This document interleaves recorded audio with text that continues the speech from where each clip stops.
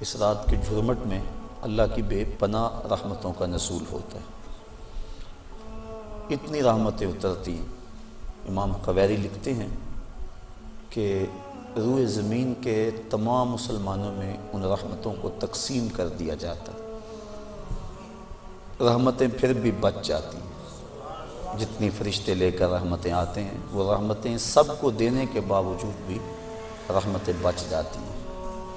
پھر وہ رحمتیں دارالحرب میں رہنے والے کافروں میں بانٹی جاتی ہیں، اور جس کافر کو اس رحمت سے حصہ ملتا ہے اللہ اسے اسلام عطا فرما دیتا ہے۔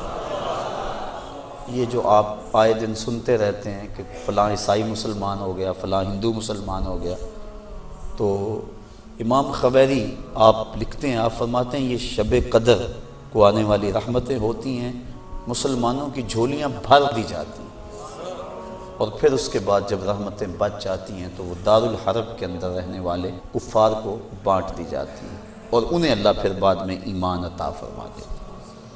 اور ایک روایت کے لفظ اس طرح ہے کہ پھر وہ رحمتیں چھوٹے بچوں میں بانٹ دی جاتی ہیں۔ اللہ کی رحمتیں کتنی عمیم ہیں اور اس کی رحمتیں کتنی وسیع ہیں۔ اللہ تعالیٰ کے محبوب علیہ السلام نے اللہ کی بارگاہ میں یہ عرض کی تھی کہ مالک، میں اب اپنی امت کو تیرا سلام پہنچاتا ہوں، تیری جانب سے جو سلامتیاں وصول کرتا ہوں وہ اپنی امت کو میں دیتا ہوں، تو جب میں چلا جاؤں گا تو تیری طرف سے اترنے والی سلامتیوں کو اور سلام کو میری امت تک کون پہنچائے گا؟ تو اللہ تعالیٰ نے سورۃ القدر نازل کی، اس میں فرمایا سلام محبوب فکر نہ کر، فرشتوں کی ڈیوٹی لگا دی ہے، وہ قیامت تک تیری امت پر سلامتیاں نازل کرتے رہے۔ تو اس رات کے جھرمٹ میں بے پناہ برکتیں۔ ویسے تو حدیث شریف میں آتا ہے کہ اس کو طاق راتوں میں، آخری عشرے کی طاق راتوں میں تلاش کرو، لیکن حضرت ابی بن کعب رضی اللہ تعالیٰ عنہ قسم کھایا کرتے تھے کہ مجھ سے قسم لے لو کہ شب قدر جو ہے وہ 27ویں کی رات ہے۔ حضرت بایزید بسطامی فرماتے ہیں میں زندگی میں 2 مرتبہ شب قدر کو پایا ہے، اور دونوں مرتبہ 27ویں شب کو ہی پایا ہے۔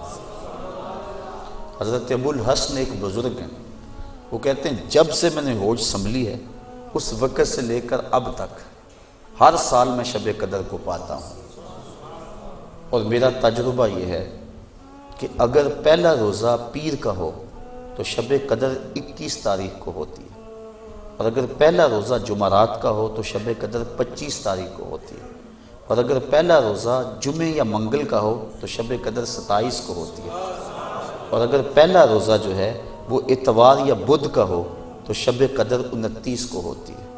تو اگر ان کے تجربے کو سامنے رکھیں تو اس مرتبہ پہلا روزہ جمعے کا تھا، تو پھر بھی آج کی رات کے دامن میں بے پناہ برکتیں جو ہیں وہ لیلۃ القدر کی رکھی گئی ہیں۔ اللہ تعالیٰ جل شانہ ہمیں اس رات کی برکتیں لوٹنے کی توفیق عطا فرمائے۔ اس کی رحمتیں بازو پھیلائے آواز دیتی ہیں بندے کو کہ کوئی ہے بخشش مانگنے والا، کوئی ہے رزق مانگنے والا، کوئی ہے سوال کرنے والا، میں اس کی جھولیاں بھروں۔ ہم تو مائل بکرم ہیں، کوئی سائل ہی نہیں، راہ دکھلائیں کسے، کوئی راہ روے منزل ہی نہیں۔ صرف 4 اشخاص ہیں جو اس رات محروم رہتے ہیں۔ ایک عادی شرابی، شراب کا رسیہ، دوسرا والدین کا نافرمان، تیسرا قاطع الرحم، خون کے رشتوں کو توڑنے والا، اور چوتھا وہ شخص جو سخت دشمنی رکھنے والا، اور سخت دشمنی اس کو کہتے ہیں جو 3 دن سے زائد ہو، کیونکہ مومن جب ایک دوسرے سے ناراض ہو جاتے ہیں تو 3 دن سے زیادہ ناراض نہیں رہتے، تو جو 3 دن سے زیادہ ناراض ہیں ان کو سخت دشمنی رکھنے والا کہا جاتا ہے۔ تو اس رات کی جھرمٹ میں، اس رات کے حسین لمحوں کے اندر یہ 4 بندے اللہ کی رحمتوں سے محروم رہ جاتے ہیں۔ اگر توبہ کر لیں تو اللہ تعالیٰ جل شانہ اس رات کا حصہ ان کو بھی عطا فرما دیتا ہے۔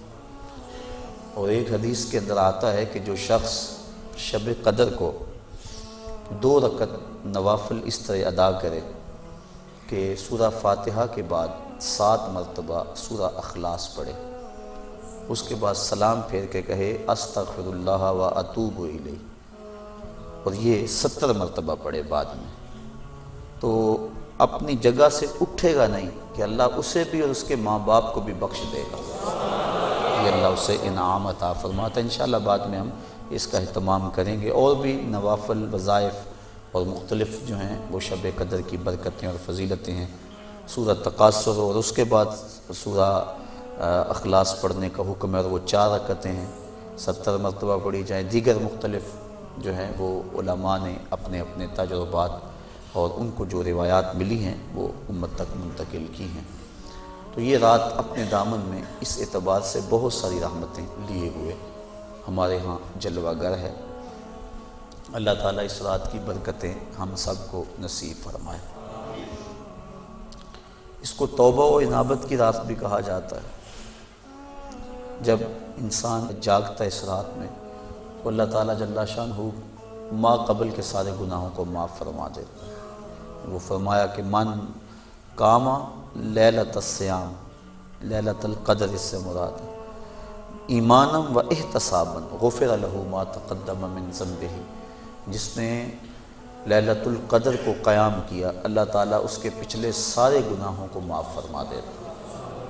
ایمانا و احتسابا، 2 شرطیں، ایک ایمان کی حالت میں ہو اور دوسرا اپنے نفس کا محاسبہ کر رہا، کیونکہ اپنے نفس کو محاسبے میں رکھنا چاہیے، اس کو بے لگام نہیں ہونے دینا چاہیے۔ جو پڑھ رہے ہیں کہہ رہے ہیں اس پر مانن استحضار موجود ہو، اور ہم اگر توبہ کریں، رجوع لائیں اس کے حضور، تو وہ صرف زبان سے نہ ہو بلکہ ہمارے دل کی اتھاہ گہرائیوں سے۔ فرمایا کہ التائب من الذنب کمن لا ذنب لہ والمستغفر من الذنب وہو مقیم علیہ کالمستہزئ بربہ، جو گناہوں سے توبہ کرتا ہے وہ تو ایسا ہے جس طرح اس نے گناہ کیا ہوا ہی نہیں، اور جو توبہ کرتا ہے استغفار بار بار پڑھتا ہے، استغفر اللہ کہتا ہے، لیکن وہ گناہوں کو چھوڑنے کا ارادہ نہیں پاتا اپنے اندر، جمع ہوا ہے گناہوں پر۔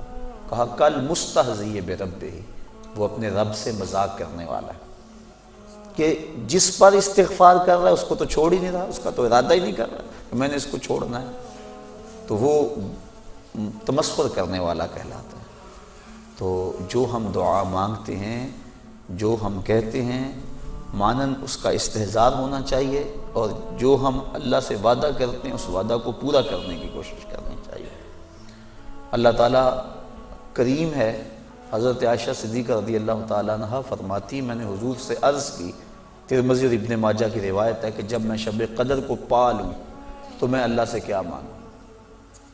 تو حضور نے جو دعا تعلیم دی وہ یہ تھی کہ اللہ کی بارگاہ میں پھر عرض کرنا کہ اللہم انکا عفو کریم تحب العفو فاعف عنی، اے اللہ تو معاف کرنے والا ہے، کرم فرمانے والا ہے اور معافی کو پسند کرتا ہے، مجھ سے درگزر فرما لے۔ تو یعنی اس خاص لمحے کے اندر اگر اللہ سے کچھ مانگنا ہے، جب شب قدر کو پا لیں، وہ لمحے آ جائیں، جب جبریل مصافحہ کر رہے ہیں، جب بدن کے رونگٹے کھڑے ہو جائیں، رقت طاری ہو جائے، وہ کیفیت بن جائے کہ دل کہے، وجدان ادراک کرے کہ یہی لیلۃ القدر ہے، یہی وہ لمحے ہیں، اور یہ جو میرے اوپر کیفیت ہے یہ مصافحہ جبریل ہے۔ جب یہ کیفیت مل جائے تو اس وقت اہم وقت کیا مانگے؟ تو کہا اہم وقت یہ مانگے اے اللہ مجھے معاف کر دے۔ تو یہ اہم دعا ہے مومن کی، جس کو تعلیم دیا گیا شب قدر کے حوالے سے۔ آگے پیچھے بھی اللہ کی بارگاہ میں یہ دعا مانگنی چاہیے۔ اگر انسان کے توبہ سے گناہ مٹ جاتے ہیں، استغفار پڑھنے سے، عفو و کرم کا مطالبہ کرنے سے، اور اگر گناہ نہ بھی ہوں تو اللہ تعالیٰ درجے بلند فرما دیتے ہیں۔ حضور علیہ السلام نے ارشاد فرمایا، میں ہر روز اللہ سے 100 مرتبہ استغفار کرتا ہوں، 100 مرتبہ، جبکہ حضور کے دامن پہ تو گناہ کا ایک داغ بھی نہیں ہے، لیکن اس کے باوجود 100 مرتبہ حضور اللہ کی بارگاہ میں استغفار کرتے ہیں۔ اور ہم جو لتڑے پڑے ہیں گناہوں سے، صبح سے شام تک ہماری زندگی اسی دلدل میں پھنسی ہوئی ہے، تو پھر ہمیں تو بہت زیادہ استغفار کی ضرورت ہے۔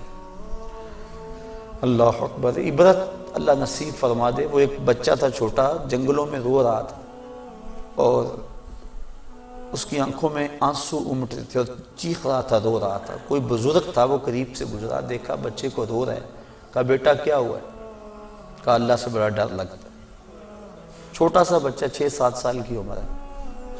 اللہ اکبر، اللہ سے ڈر لگتا ہے۔ تو اس نے کہا بچہ تیرے تو نامہ اعمال میں ابھی گناہ ہی درج نہیں ہوا، جب تک انسان بالغ نہیں ہوتا تو نامہ اعمال نہیں کھولا جاتا، جب بلوغت ہوتی ہے تو فرشتے نامہ اعمال کھول کے بیٹھ جاتے ہیں۔ تو کہا تیرے تو نامہ اعمال میں گناہ ہی نہیں ہے، تو کیوں رو رہا ہے؟ کہا میں نے اپنی امی کو دیکھا تھا کہ وہ چولہے کے اندر لکڑیاں ڈال کر ان کو آگ لگاتی تھی، آگ نہیں لگتی تھی، دیا سلائی بجھ جاتی تھی۔ اس نے چھوٹی چھوٹی لکڑیاں لی اور ان کو توڑ کے نیچے رکھا، پہلے چھوٹیوں کو لگائی اور ان کو لگی، پھر بڑیوں کو لگ گئی۔ تو میں اس وقت سے چیخ رہا ہوں کہ حشر کے دن جہنم کے اندر اگر بڑے بڑے گناہ گاروں کو ڈالا گیا، آگ نہ لگی تو مجھ چھوٹے کو نہ رکھ لیا جائے۔ یعنی خوف اور خشیت کا عالم دیکھیے۔ تو کہا میں تو اس وجہ سے ڈر رہا ہوں۔ تو جن کے ذمے گناہ بھی نہیں ہیں وہ ڈر رہے ہیں، رو رہے ہیں، جس کے دامن کو اللہ نے عصمت کے پھولوں سے مزین کیا ہوا ہے، وہ تو روز 100 مرتبہ استغفار کریں اور اللہ سے توبہ کریں۔ اور ہم جو سراپا گناہ ہیں، ہماری سوچ، ہماری فکر، ہمارے خیال، ہمارے کاروبار گناہوں میں لتڑے ہوئے ہیں سب کچھ۔ تو اس لیے ہمیں بہت زیادہ ضرورت ہے اس بات کی کہ ہم اللہ کے حضور رجوع کریں۔ یہ ایک رات 1000 مہینے سے بہتر ہمیں دے دی گئی۔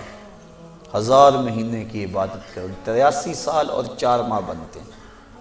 اتنی دیر قیام میں کھڑے رہو، رکوع اور سجدے میں کھڑے رہو، اور ایک رات عبادت میں گزار لو۔